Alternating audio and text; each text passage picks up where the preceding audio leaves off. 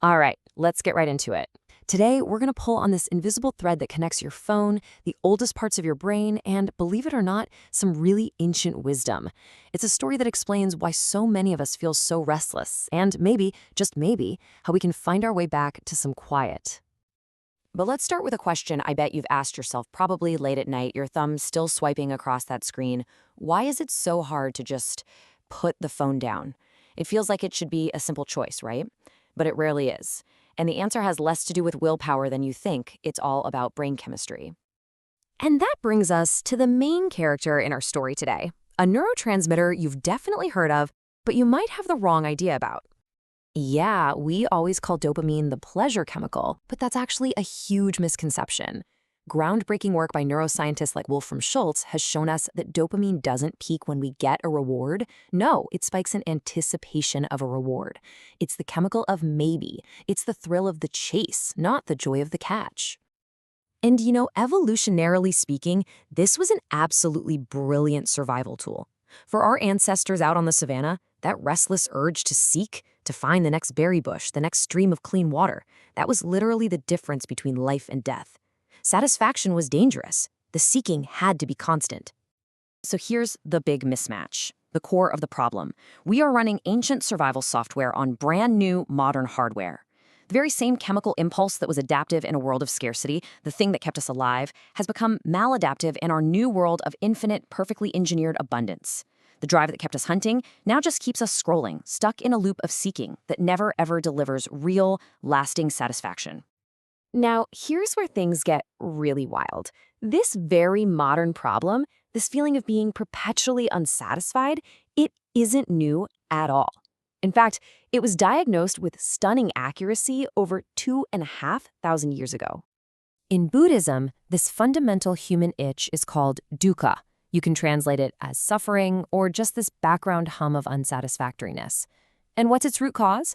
A concept called tanha, which literally means thirst.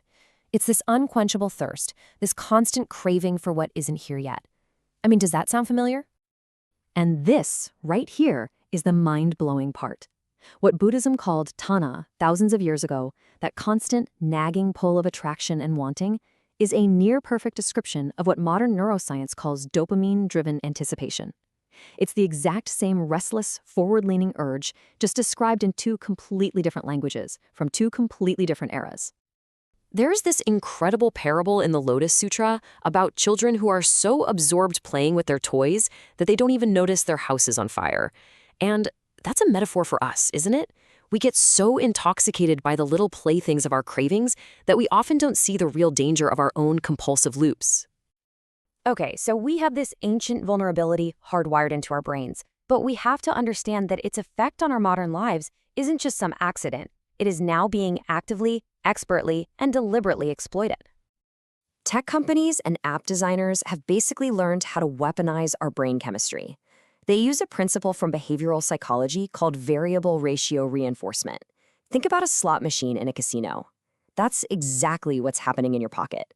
The reward is unpredictable. So you just keep pulling the lever or swiping the screen because the next one might just be the jackpot. So here's how they get you. This creates a compulsive feedback loop. First, you take an action. You pull down to refresh your feed. Second, you get an uncertain reward. Maybe it's a great post, maybe it's a like, maybe it's nothing. And that uncertainty, that maybe, is what causes your dopamine to spike, which powerfully reinforces the urge to do it all over again, and again, and again. And that is why the social media feed never ends. It's not an accident, it's by design. A natural stopping point, some kind of closure, would let the anticipation quiet down and your dopamine levels would fall. The whole system is designed to make sure you're always traveling but never ever arriving. You're just perpetually seeking that next hit. So that's the bad news. Our brains are kind of being hijacked. But is there a way to take back the controls? Well, the answer, according to both ancient wisdom and modern neuroscience, is a resounding yes. There is a neurological path home. All right, let's meet the hero of this part of the story, another neurotransmitter called GABA. Look, if dopamine is the gas pedal, the accelerator, then GABA is the brake. It is the brain's primary calming chemical. Its job is to reduce all that neural noise and quiet down those frantic, anxious loops that dopamine loves to fuel. And here is the most incredible, hopeful part of all of this.